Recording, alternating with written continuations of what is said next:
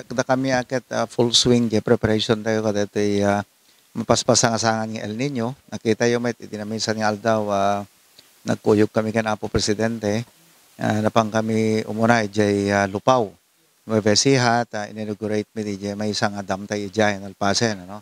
Tapos napang kami ijay Subic, i-turn over ito 141 units nga bakho tayo para kadigitay nga usaran kita po nga manalo niya agdesilt kadigitay kanal sa no mas efficient ijay panagayos ti kanal da no. And then nag-groundbreaking kami di Bayabas. Dito Bayabas Dam katakal nito eh. In fact, ang laman nito nasa 55 million cubic meters ang laman, no? So, ganon. Dito ba Ilocos, siguro by March, ma-inauguratean dito yung Solbec, ito pasukin. And then, DJ to Kabakanan, DJ Pagudpod, mag-groundbreaking, met. Tapos, ato kita proyekto tayo nga solar pumps with drip irrigation and fertigation.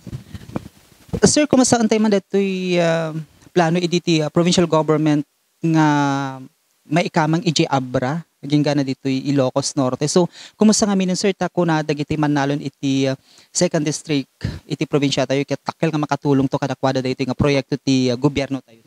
Well, punto data, no? Idi last Monday, nakamiting ko ni Apo Governor Matthew Marcos Manotok and ni Vice Governor Joy Bernos ket nagcommit da nga awan ti hantayo nga karon ti problema iti right of way ken jay NCIP no.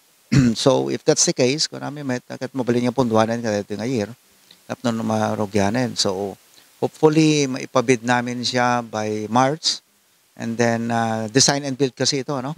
So it may take around 6 months ti design and build niya. So, within last quarter of the year, marugyanan dito nga palubos sa apo dito nga project.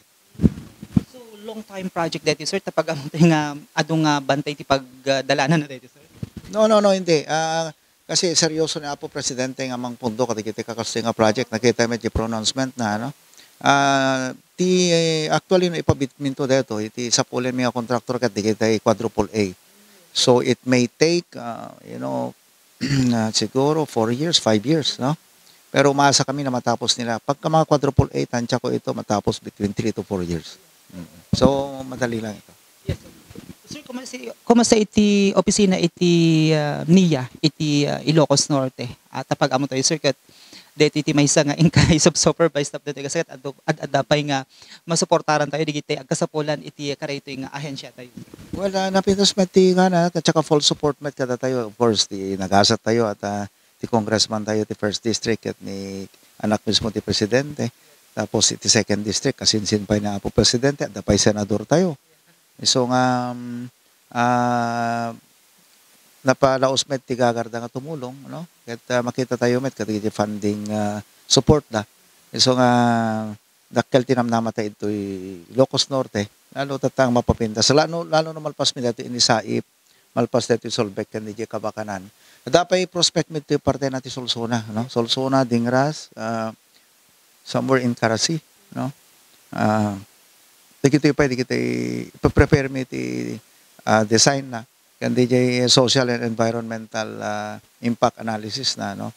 So hopefully malpas memet ingana to next year tapno i-propose tayo ton iti succeeding year.